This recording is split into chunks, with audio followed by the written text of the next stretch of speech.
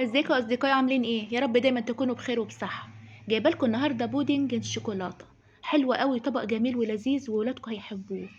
احنا بنجيب نص كيلو لبن، بنحط عليه 3 معالق من النشا، 4 معالق من السكر او نص كوبايه سكر. بنحط 3 معالق من الدقيق، وبنعلقهم على النار لغايه ما نحس ان ابتدى الخليط يتماسك شويه. احنا بنقلب بالمعلقه، بس بعد كده هنقلب بالمضرب السلك اليدوي.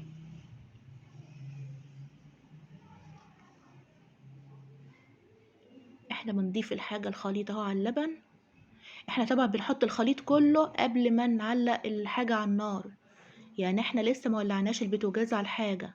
احنا بعد ما بنضيف السكر والنشا والدقيق نبتدي نعلي النار بقى، نعلي البوتاجاز بقى ونبتدي نقلب.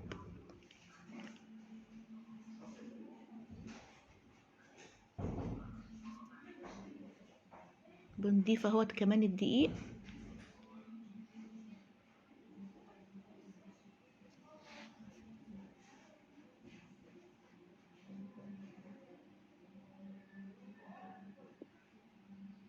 نبتدي نقلب بقى بالمضرب السلك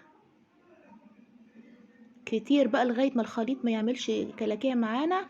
هنبتدي دلوقتي نولع النار علشان الخليط يتجانس مع بعضه ويتقل ويطيب مع بعضه.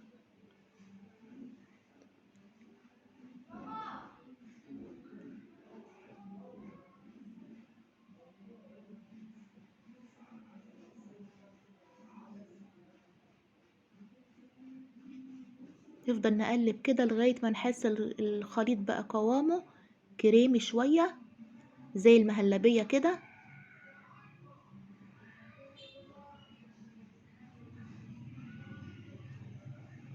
ابتدى يتقل معانا اهوت. هنضيف بشر الشوكولاتة.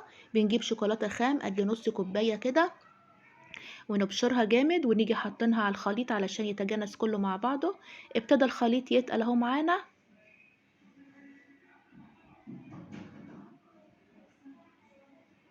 هنكرمل بقى نعمل الكراميل بقى. نجيب سكر حوالي 5 معالق كبار سكر، نعلقهم على النار لغاية ما يتكرملوا كده.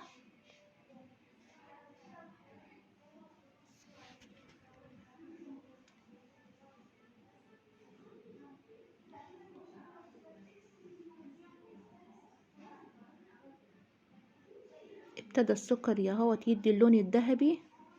هننزل عليه بمكعبين زبدة لغاية الزبدة ما تبتدي تسيح معانا خالص. نفضل نقلب كده علشان ايه؟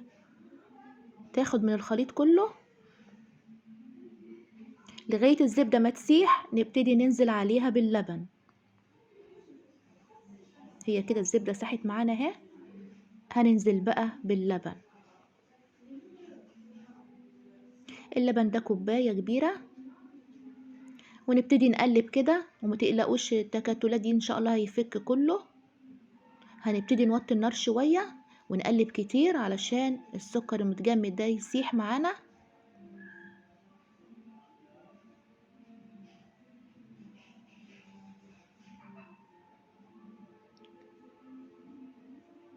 الخليط الاولاني صبناه في الكاسات طباسي، وبعد كده هنضيف عليه الخليط التاني اللي هو الكراميل. نبتدي نحط على الوش كده بشر الشوكولاتة البيضة والشوكولاتة البني، نزين بيها. وبصراحة طالع طعمه تحفة. ياريتكم تجربوه. ياريت اشتراك في القناة وتفعيل الجرس واعجاب بالفيديو.